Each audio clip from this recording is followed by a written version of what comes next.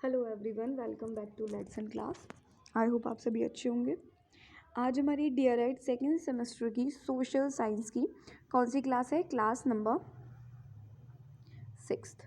कौन सी क्लास है? क्लास नंबर 6 है, जिसमें हमारा न्यू टॉपिक है वर्धन वंश। चैप्टर नंबर 3 कौन सा है? वर्धन वंश। उसके बारे में हम डिस्कशन करेंगे। पिछली क्लासेस में हमने गुप्त राजवंश के बारे में पढ़ा था और उससे पहले मौर्य वंश के बारे में पढ़ा था।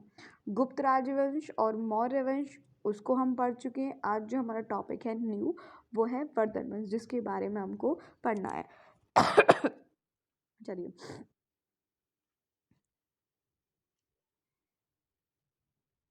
क्या है इसमें कि पुष्यभूति वंश भी कहा जाता है, इसको वर्धन वंश भी कहते हैं। ठीक है, पुष्यभूति वंश का इतिहास और वर्धन वंश का इतिहास। चलिए, सबसे पहले हम वो पढ़ते हैं।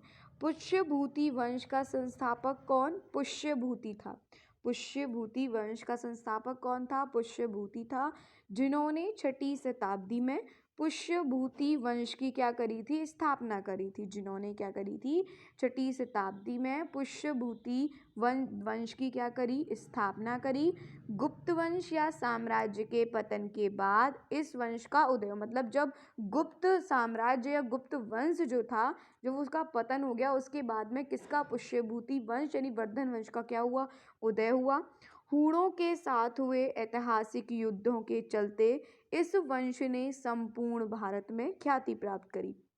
अर्थात मतलब जब हूणों के साथ में क्या हुआ? ऐतिहासिक युद्ध हुए, उस युद्ध के चलते इस वंश ने संपूर्ण भारत में क्या करी? ख्याति प्राप्त करी।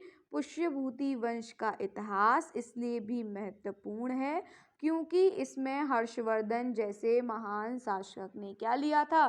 जन्म लिया था। इस चैप्टर से हर्षवर्धन जो है, ये इंपॉर्टेंट टॉपिक है। और ये क्या पूछे? पुष्यभूति वंश के संस्थापक पुष्यभूति भगवान शिव के परम भक्त और बड़े उपासक थे। कौन? पुष्यभूति जो वंश के संस्थापक, पुष्यभूति वंश के संस्थापक पुष्यभूति भगवान शिव के परम भक्त और बड़े उपासक थे। इस वंश के शासक, जो इस वंश के शासक थे, वह शैव धर्म को मानते थे। किसको मानते थे? शैव धर्म को मानने वाले थे। पुष्यभूति वंश का इतिहास देखा जाए तो इसमें मुख्य 3 राजा हुए, जिनमें प्रभाकर वर्धन, राज्यवर्धन और हर्षवर्धन। ये जो इनके 3 जो राजा थे, इनके 3 नाम प्रमुख हैं। कौन कौन से? एक तो प्रभाकर वर्धन, दूसरा राज्यवर्धन,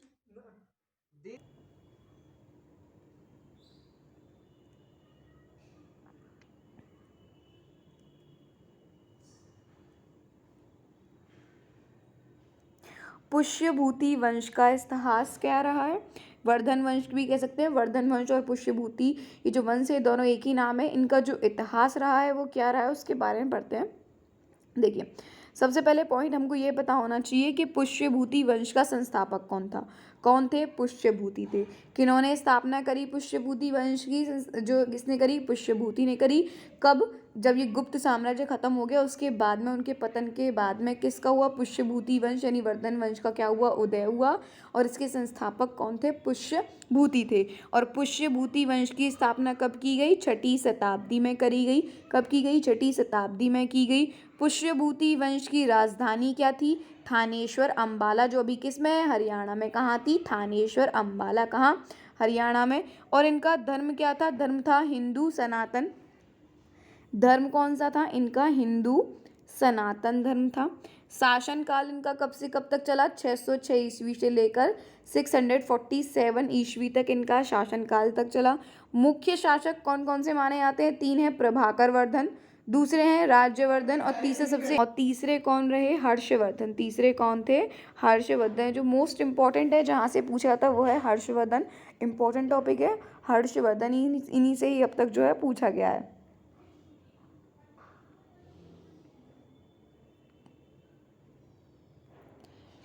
और पुष्यभूति जो वंश है इसके अन्य नाम क्या था, वर्धन वंश के नाम से भी जानते हैं। और पुष्यभूति वंश का अंतिम शासक कौन रहे, सम्राट हर्षवर्धन। कौन इंपॉर्टेंट है, सम्राट हर्षवर्धन रहे थे। आगे कहा गया है कि पुष्यभूति वंश का इतिहास गौरवमयी रहा है। संभवतः या वर्धन वंश के संस्थापक गुप्त शासकों के अधीनस्थ रहे होंगे। इस वंश को वर्धन वंश के रूप में भी जाना जाता है। पुष्यभूति वंश की उत्पत्ति को लेकर कोई भी प्रमाणिक साक्ष्य जो है वो उपलब्ध नहीं है। पुष्यभूति वंश की स्थापना 6वीं शताब्दी में हुई थी और 7वीं शताब्दी में जन्मे कवि बाण द्वारा रचित हर्षचरित से ज्ञान होता है कि पुष्यभूति नामक व्यक्ति ही पुष्यभूति वंश का क्या था, वास्तविक संस्थापक था। मतलब ये जो पुष्यभूति वंश है इसकी उत्पत्ति कैसे हुई, इसको लेकर कोई प्रमाणिक साक्ष्य जो है वो उपलब्ध नहीं है। पुष्यभूति वंश की स्थापना कब, 6वीं शताब्दी में हुई थी। और जो 7वीं शताब्दी में जो एक कवि जन्मे थे बाण, उनके द्वारा जो पुस्तक जो रची गई है, हर्षचरित जो रची है उन्होंने, उसके ज़रिए ये पता चलता है कि पुष्यभूति नाम के ही जो व्यक्ति हैं उन्होंने ही क्या करी थी, पुष्यभूति वंश की स्थापना करी थी। और उन्हीं को क्या माना जाता है, वास्तविक संस्थापक जो है माना जाता है। किसको, पुष्यभूति को।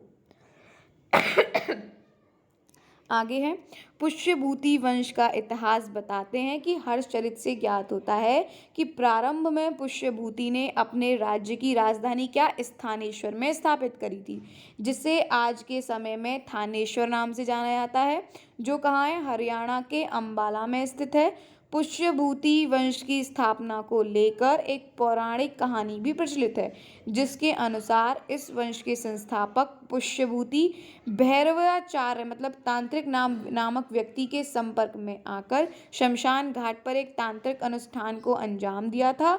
और इसी अनुष्ठान से प्रसन्न होकर एक देवी ने उन्हें क्या दिया था, राजा बनने का क्या दिया था, आशीर्वाद दिया। मतलब इसको लेकर एक कोई कहानी भी है, ठीक है।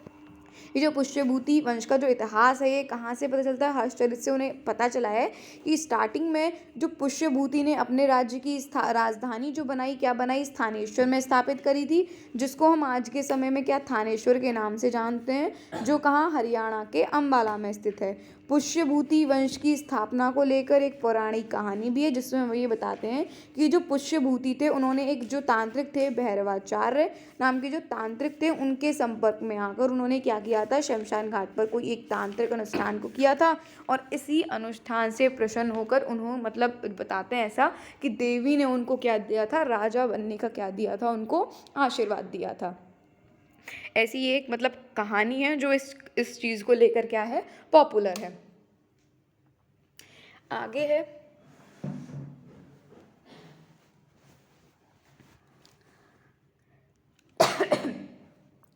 पुष्यभूति वंश के संबंध में कई शिलालेख और अन्य ऐतिहासिक स्रोत प्राप्त हुए हैं। किसके, पुष्यभूति वंश के संबंध में कई शिलालेख और अन्य ऐतिहासिक स्रोत जो हैं वो प्राप्त हुए हैं, जिनका अध्ययन करने से ज्ञात होता है कि उपरोक्त वर्णित पुष्यभूति मात्र एक काल्पनिक पात्र है, क्योंकि इनके संबंध में कोई भी शिलालेख प्राप्त नहीं हुआ है। पुष्यभूति वंश का इतिहास उठाकर यदि देखा जाए तो पुरातात्विक स्रोतों में पुष्यभूति का जो है नाम नहीं मिलता है। और इन स्रोतों के अनुसार पुष्यभूति वंश का प्रथम शासक किसको बताया गया है, नरवर्धन को बताया है। किसको बताया है, नरवर्धन को बताया है, ठीक है। आगे है, पुष्यभूति वंश का इतिहास जानने के लिए बौद्ध ग्रंथ कौन सा, आर्यमंजू श्रीमूलकल्प और कवि जो बाणभट्ट द्वारा जो रचित है क्या, हर्षचरित, एक दो मुख्य स्रोत हैं जिनके जरिए पुष्यभूति वंश का इतिहास के बारे में हमको जानकारी मिलती है। एक तो बौद्ध ग्रंथ है कौन सा, आर्यमंजू श्रीमूलकल्प, और एक जो कवि जो 7वीं सदी में जो पैदा हुए जो कवि बाणभट्ट थे उनके द्वारा जो उन्होंने पुस्तक रची है हर्षचरित्र, ये मुख्य स्रोत हैं। और बार बार कवि बाण का जिक्र हो रहा है, इसलिए इनके संबंध में आपको बता दें कि ये कौन थे, दरबारी कवि थे, जिन्होंने हर्षचरित्र के अलावा भी कादम्बरी और चंडी शतक नामक ग्रंथों की क्या करी है, रचना भी करी है। हूणों का आक्रमण और पुष्यभूति वंश, नेक्स्ट टॉपिक है हमारा हूणों का आक्रमण और क्या, पुष्यभूति वंश।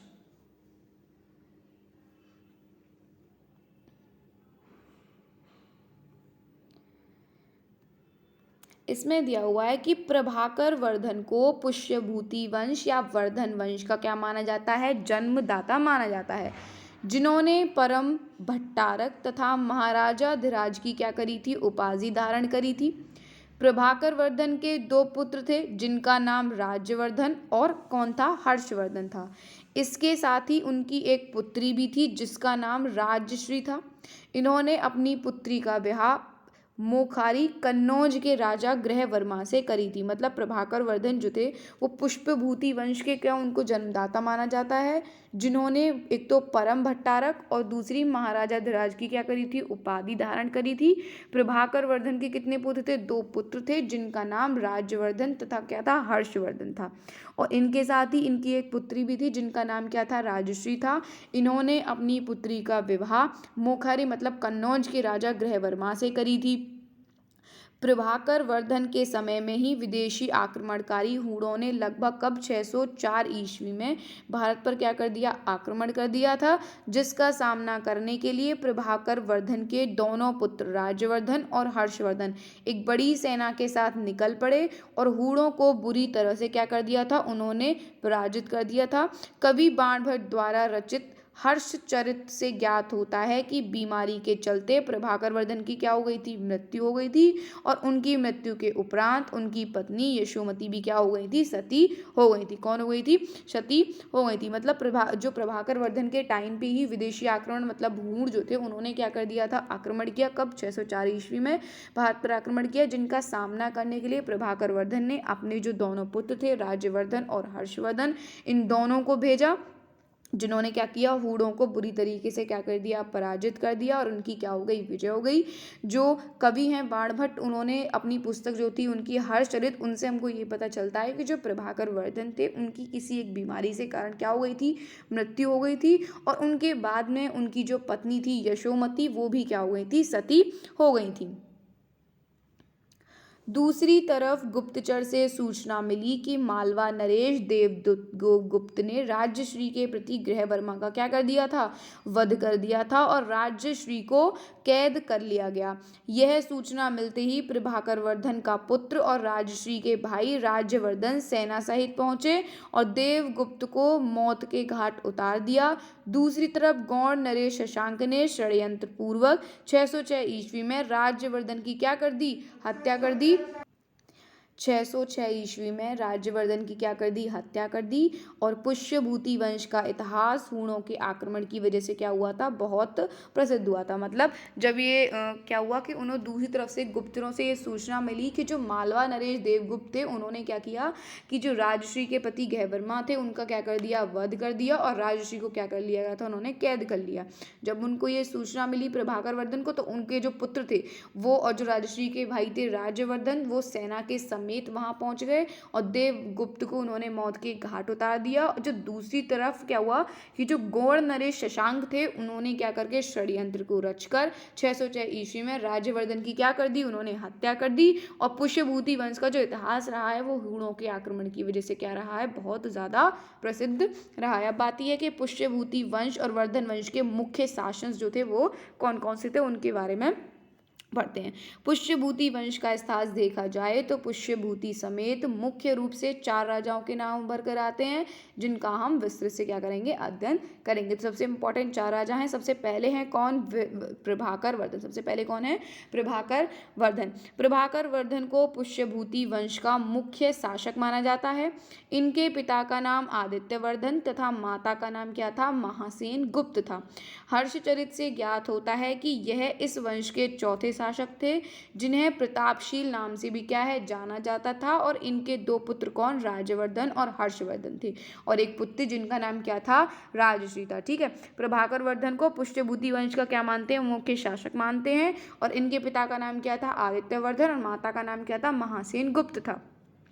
हर्षचरित जो बाणभट्ट द्वारा लिखी गई है उससे ये पता होता है कि ये चौथे शासक थे जिन्हें प्रतापशील नाम से भी जाना जाता था। और इनके 2 पुत्र राज्यवर्धन और हर्षवर्धन थे और इनकी एक पुत्री कौन थी, राजश्री थी।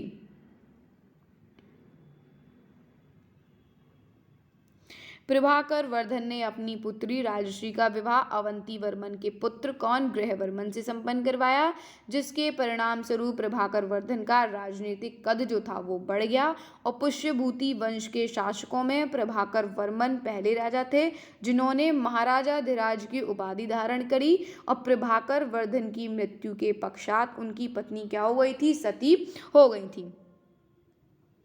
आगे है दूसरे नंबर के कौन, राज्यवर्धन। दूसरे कौन, राज्यवर्धन। पुष्यभूति वंश के अगले शासक राज्यवर्धन हुए, जो प्रभाकर वर्धन के पुत्र अथवा इस वंश के कौन थे, उत्तराधिकारी थे।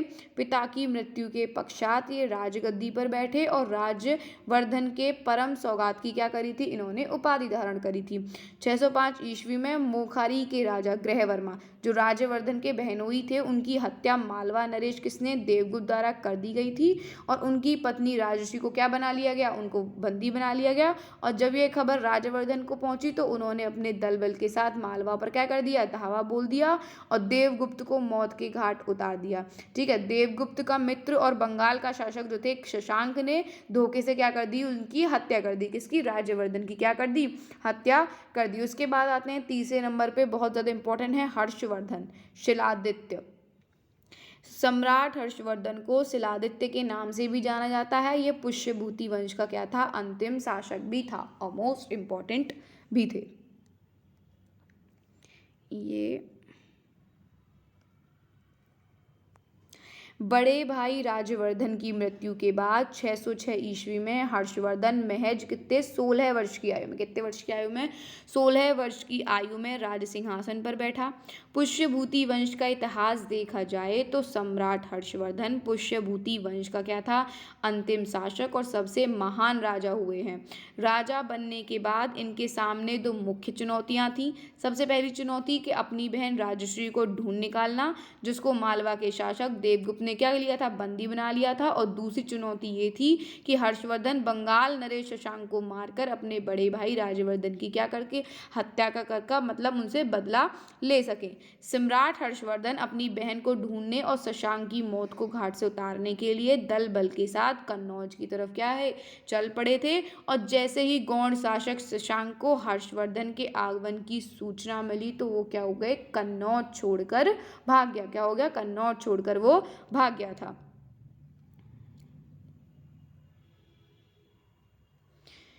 कन्नौज में हर्षवर्धन को अपनी बहन राजश्री मिली, जिसको उन्होंने वहीं की शासिका नियुक्त कर दिया। चीनी यात्रियों द्वारा इतिहास के संबंध में लिखित स्रोतों से ज्ञात होता है कि राजा हर्षवर्धन और उनकी बहन राजश्री एक साथ कन्नौज के सिंहासन पर बैठते थे।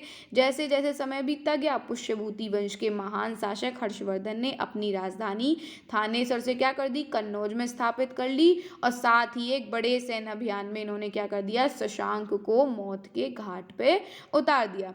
पुष्यभूति वंश का अंतिम शासक सम्राट हर्षवर्धन ने लगभग कितने, 41 वर्षों तक क्या किया, शासन किया।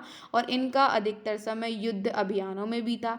इनका साम्राज्य जालंधर, पंजाब, कश्मीर, नेपाल तथा वल्लभी तक फैला हुआ था।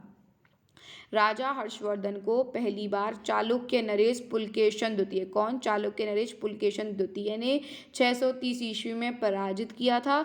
हर्षवर्धन ने प्रियदर्शिका रत्नावली और नागानंद नामक 3 नाटकों की क्या करी, उन्होंने रचना करी है। प्रसिद्ध चीनी यात्री हेनस्वांग जो थे, कौन, प्रसिद्ध चीनी यात्री हेनसांग जो था वो हर्षवर्धन के काल में ही भारत आया था, जो लगभग 15 वर्षों तक कहाँ रहे, यहीं पर रहे। और भारत आने की सबसे मुख्य वजह उसकी क्या थी कि वो नालंदा विश्वविद्यालय में क्या था, पढ़ता था। ठीक है, और 643 ईस्वी में सम्राट हर्षवर्धन द्वारा कन्नौज में एक धार्मिक सभा का आयोजन किया गया, जिसमें 1000 नालंदा विश्वविद्यालय के शिक्षक, 13,000 जैन साधु, 13,000 बौद्ध साधु, 20 सामंत और 500 ब्राह्मण शामिल हुए।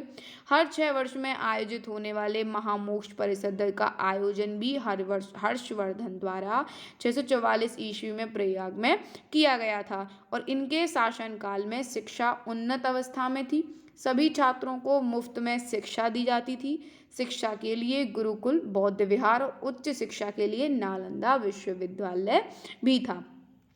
आगे है पुष्यभूति वंश के सबसे बड़े शासक सम्राट हर्षवर्धन के दरबारी कवियों में वाणभट्ट के अलावा हरिदत्त, जयसेन, मातंग, मयूर और दिवाकर मित्र थे। जैसे विद्वान रहते थे, इनके शासनकाल में ही कन्नौज बौद्ध धर्म का प्रसिद्ध केंद्र था। इनके शासनकाल में सामान्य सेसा को जाट एवं भाट के नाम से, अश्व सेना के अधिकारियों को बृहदेश्वर नाम से और पैदल सेना के अधिकारियों को बालाधिकत तथा महाबालाधिकत नाम से क्या जाना जाता था। और पुष्यभूति वंश का जो इतिहास था इन्हीं की वजह से क्या रहा, स्वर्णिम बन गया। पुष्यभूति वंश का अंत कैसे हुआ?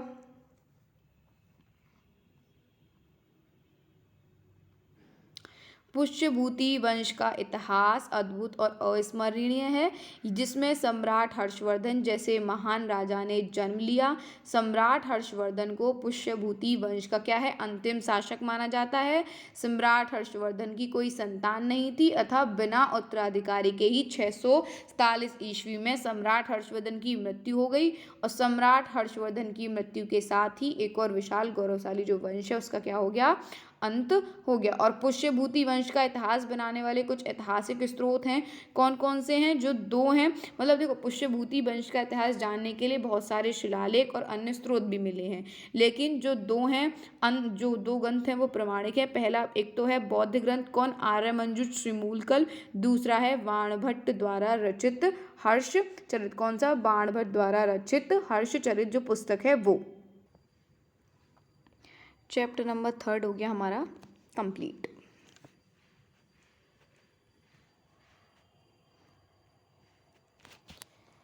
Chapter number 3